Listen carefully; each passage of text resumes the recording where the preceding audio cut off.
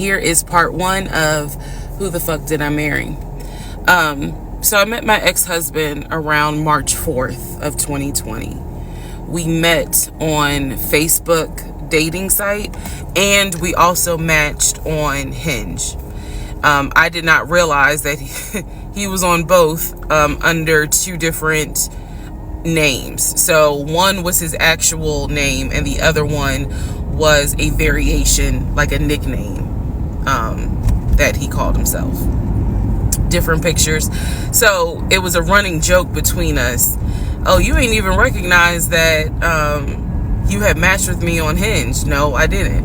And also that should have been a red flag. By the way, you will notice in this story, I called it the United Nations of red flags. It is so many red flags that, I mean, you would have thought I was colorblind because I ignored all of them. So anyway, back to the story. We met around March 4th. We exchanged phone numbers. He called me and we talked on the phone for the first time. In the first phone call, he told me that he had just moved to Georgia from California, from San Diego. His job had transferred him because he was being transferred in as the new regional manager for a major condiment company that is based here in Georgia. I'm not going to say the name. And so we also talked about his childhood. He told me he grew up in Philly. He's from Philly. Both of his parents were deceased. This is the first phone call. Both of his parents were deceased. His father was a Philadelphia police officer. His mom was a teacher. He also told me he briefly lived in Augusta with his family. He had two brothers and two sisters. He also had two half-brothers on his dad's side. First phone call. So I'm just giving you guys the backstory. This was the first phone call we had. So we talked about family. We talked about friends. We talked about our jobs. At the time, I was working at Georgia State Patrol. And he knew this, and he just thought that was like, wow, so you work with troopers all day. Yes, I did. Also in that phone call, he explained to me that he used to play football. He explained that he used to play arena football.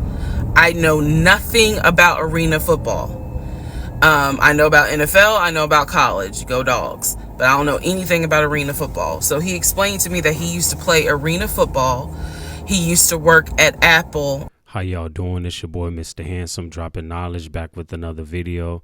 Today's topic is on Ressa Tessa, Why the F Did I Get Married story. I'm sure y'all saw this viral series on TikTok, and everybody and their mama is watching the entire series into the end because they're curious to what's going to happen. It's a story about Ressa and this guy named Legion meeting off Hinge and starting a life together. And she later realized it was all fabricated and he wasn't who he claimed to be.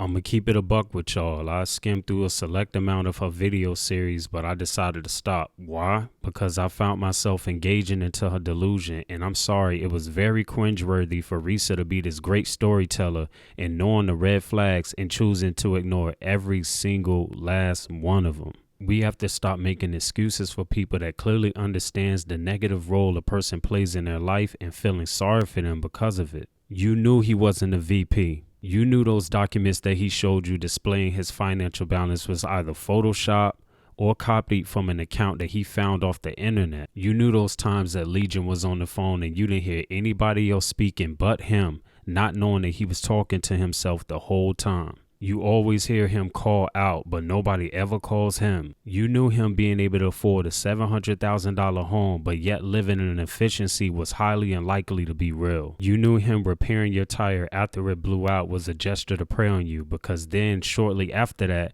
he asked, where can we quarantine? Which then resulted to you moving him into your home weeks later. And trust and believe, I know there's a lot of manipulators out here that can make people do things that they don't want to do. But Ressa said it herself, she saw the red flags and still wanted to continue talking to him. One thing about a womanizer, he always knows which type of women fits the category for womanizing. They always seem to pick a woman with low self-esteem, desperate for a man, but has a lot of things going for herself credential-wise. And once they find you gravitating towards them, that's when they strike and make you feel like you're the best thing that they ever laid their eyes on. And eventually they end up disposing you once they find no use for you anymore. I have seen this happen time and time again to a few of my friends, and I had to end up coaching them out of this dynamic before they lost their sanity to a man who could care less about them and more so what they can do for them. I remember Ressa happening to mention that Legion paid all the bills, and that's one of the things that she loved about him the most. But you live in Atlanta,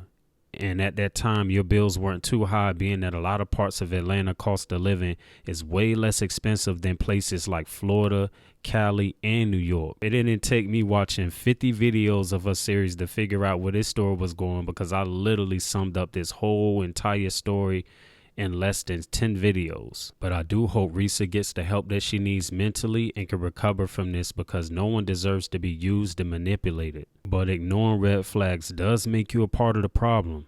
But I would like to know what y'all feel about this video in the comment section below. Like, share, and subscribe. Peace.